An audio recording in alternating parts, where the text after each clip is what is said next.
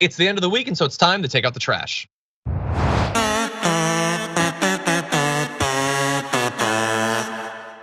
My garbage person of the week is gonna take a little bit of a trip to get there, but bear with me. It starts with some bad news and some good news, actually. The bad news initially is that the NDAA has successfully passed at $858 billion. Okay, there's no need for that huge amount of money.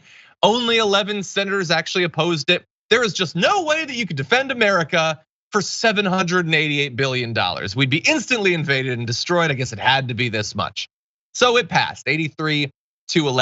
That's the bad news. The good news is that as part of its passage, Joe Manchin's permitting, the pipeline permitting thing did not succeed. So that was actually knocked out. So that's the good news here.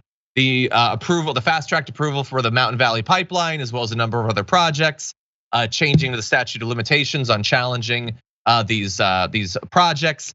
Changing to the environmental approval process. That is not successful, although they'll probably come back to it next year. And Bernie Sanders, who fought hard to stop this, says congratulations to the 750 environmental groups who successfully defeated the big oil side deal tonight.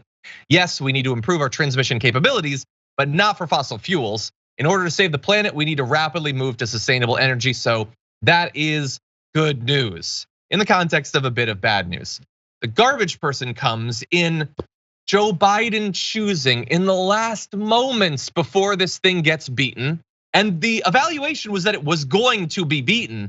He decides to, I guess, stick a thumb in the eye of everyone who gave him mild credit for passing a weak climate bill earlier this year by telling people they should pass this thing that would be bad for the environment and wasn't gonna pass anyway. He decided to use his political capital to try to whip votes for it, putting out a statement saying, I support Senator Manchin's permitting reform proposal as a way to cut America's energy bills, promote US energy security, and boost our ability to get energy projects built and connected to the grid. It's an important step towards unlocking the potential of new energy projects to blah, blah, blah, blah, blah.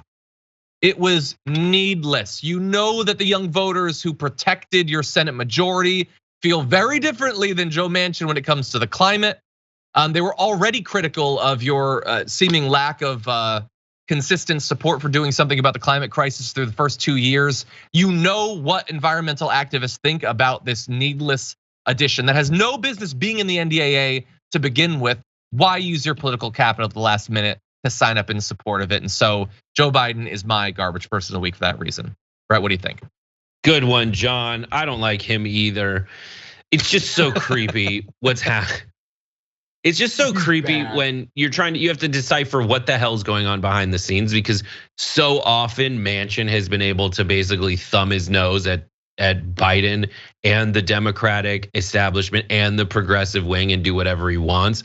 Kyrsten Sinema just grabbed 2 beers and went down the slide out of the Democratic Party when she rage quit and was like, I don't know what I'm gonna do, giving herself more power in a pretty powerless position, and then giving that translating to giving Manchin more power to again be kind of the swing vote.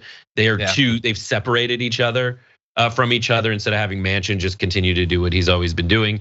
And so is this a quid pro quo behind the scenes of Biden saying, stay in the party, I'll give you your stupid permits? If so, that's a weak position. If he spends his political capital this way and it still doesn't pass, that's an even weaker position as they limp out bloodied already from the Senate thing that they came out on top of. It's just a big old stupid mess. I agree. It's a big mess. The week was a mess actually, and produced quite a few candidates for Community Garbage Person of the Week. I want to thank the 59,000 of you who voted this week. I'm always amazed by those numbers. Coming in at number 5 this week with 6% of the vote is Carrie Lake for suing Arizona after election defeat. Pathetic. Coming in number 4 with 7% of the vote is Dave Chappelle for bringing Elon Musk on stage at his show. I actually like him for that. It led to a very funny moment of Elon Musk being booed. Number 3 with 11% of the vote is Ralph Norman for calling for Marshall's Law after 2020 election. Number 2 with 13% of the vote is Kyrsten Sinema for her predictable departure of the Democratic Party. How did that not win? Okay, well anyway, your Community Garbage Person of the Week with an overwhelming 63% of the vote is Marjorie Greene for saying she would have led a successful January 6th insurrection. So the people have spoken. I will accept the results of my poll, unlike Elon Musk, but thank you everyone for participating.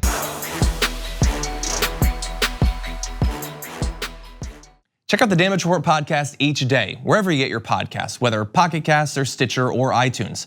You can join me as I give you the news and stories you want, with a range of co-hosts and interview guests jumping in on the fun each day. Again, that's the Damage Report, wherever you get your podcasts. And if you get them at iTunes, don't forget to rate and review. Sometimes I'll read them live on the show.